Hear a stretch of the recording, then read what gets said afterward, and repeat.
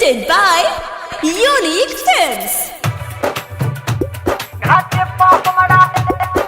कंचन इब्राहिमपुर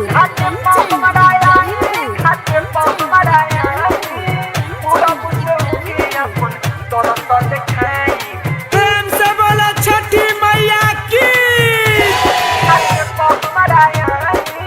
केलावा के पतई पर भेजतानी नेवता कलिना कबूल सुनिए सूरज देवता।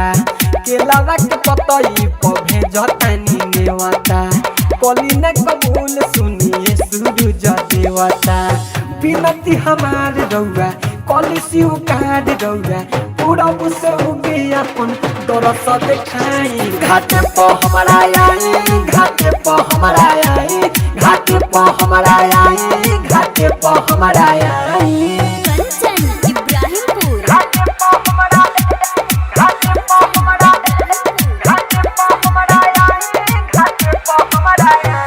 श्रद्धा से हम कोई नहीं हो पड़ब साझे या भोरे देव घाट पे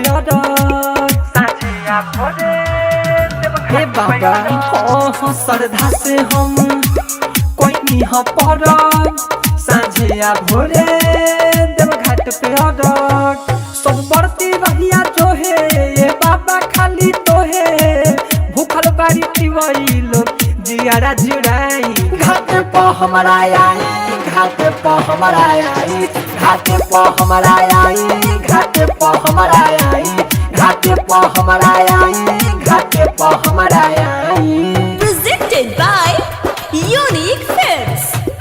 कंचन इब्राहिमपुर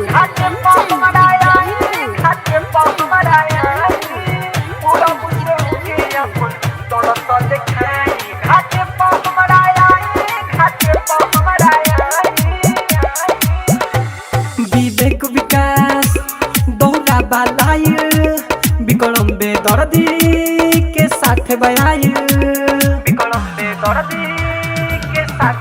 ए बाबा विवेक विकास दौरा बालाइल विक्रम बेदर्दी के साथ आइल।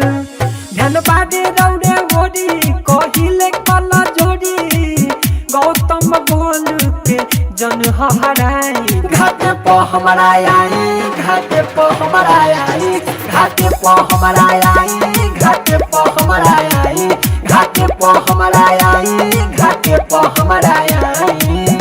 केलावा के पतई पर भेजतानी नेवता कलिना कबूल सुनिए सूरज देवता।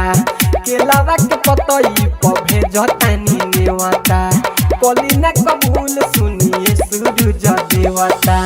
बिनती हमार रउआ कलिसी उकाड़ रउआ पूरा से उगे अपन दरस देखाई। घाटे पर हमारा आई, घाटे पर हमारा आई, घाटे पर हमारा आई, घाटे पर हमारा आई। भाई recording studio Bariyarpur 4 line Sitamarhi.